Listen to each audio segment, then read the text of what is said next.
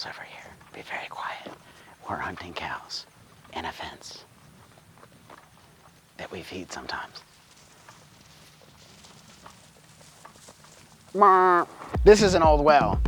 This is a magnet fishing rig. Watch what happens when I throw the magnet into the old well. I'm hoping there's something down there, maybe like a weapon or some treasure, but we're about to find out. Here we go.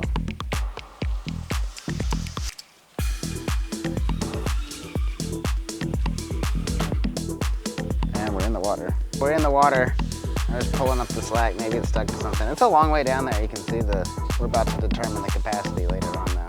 We're picking up a little bit of like dirt, and so there's some like iron down there or something. Time to do some well capacity math. So this is just, you know, volume of a cylinder, but we need to get the measurement. So what I do is have a weight attached to the string that's very long, that's on a spool behind me, and I'm slowly going to lower it down into this well until I hear it hit the water, and then I'm going to mark the line to measure it later on. So that's what I'm going to start doing, and we're in the water.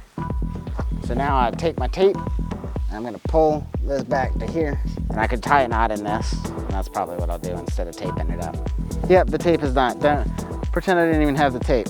I just tied a knot in the string. This is an overhand loop, and now I'm going to keep going until there's slack in the line, and that's going to give me, so I have the surface level of the water, and the slack will give me where the bottom of the well is. And then I can do a little bit of math back at the house to determine the capacity of the well after I take the measurement of the diameter. So that weight is sinking to the bottom of the water. The pump that we need is determined by the height that we're pumping the water out.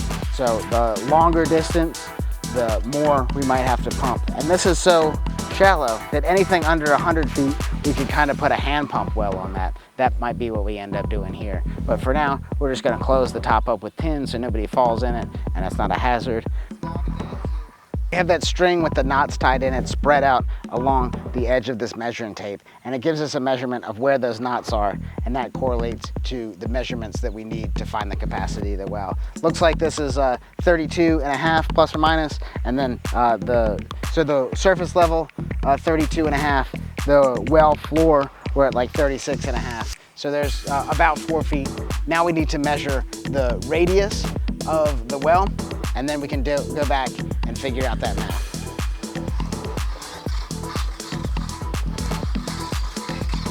Let's get the radius. That's the measurement from the center to the hole to the approximate outside. I'm gonna say this is 3 feet. That comes to here, and then so there's obviously like a lip for all this to be built on. So let's just say that's 3 feet. It's a 3 foot circle all the way around.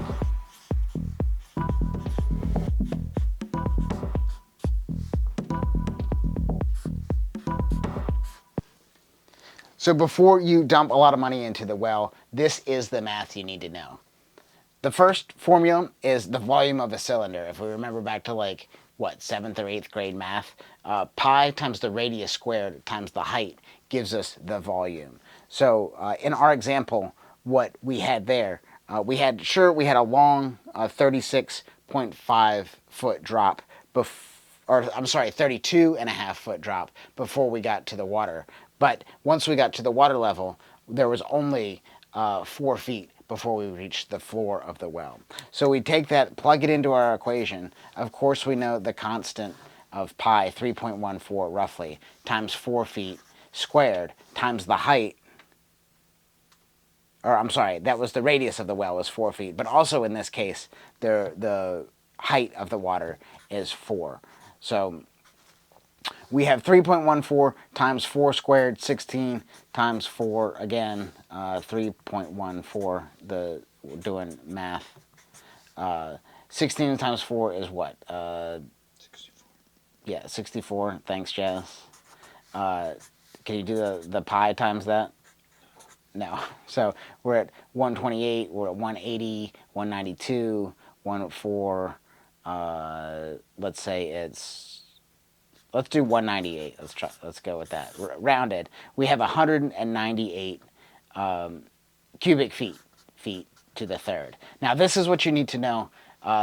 Once you get that math done, the constant of how many gallons of liquid fit into 1 cubic foot. That's like 1 foot this way, 1 foot this way, also 1 foot in depth. So if we have a 1 cubic foot square, we have 7.48 gallons per cubic foot. So we take that 198 times 7.48 gives us the capacity of the well. Now we're not talking the recharge rate. We're not talking like how much water fills back in. But if we hit that on the calculator, we have 198. Actually, let's check the math there first. We have 3.14 times 64 equals, okay, 200, pretty close. 200 times 7.48. We have 1,503 gallons of capacity in that well. That's a lot, particularly if we're pumping out, per gallons, we might need like 50 gallons a day for a couple cows in there. That gets us by. So maybe this well is salvageable. Maybe this is something that we want to put money into, like put a well pump in. But ultimately, before I know that, I want to pump that well dry and see how long it takes to fill back up. That gives us the recharge rate of the well and seeing if we really want to invest any money into this hand dug well. Yeah, just show me with the computer off. Like, they're just like, oh, he's not typing anything. It's just like. Economy and ecology share. Now, no one's coming to save you. Sorry. Don't give my bank account information over the. Ecology and economy share the same root of eco. That's Greek oikos, meaning home, and is the study of how do we manage our home. Don't.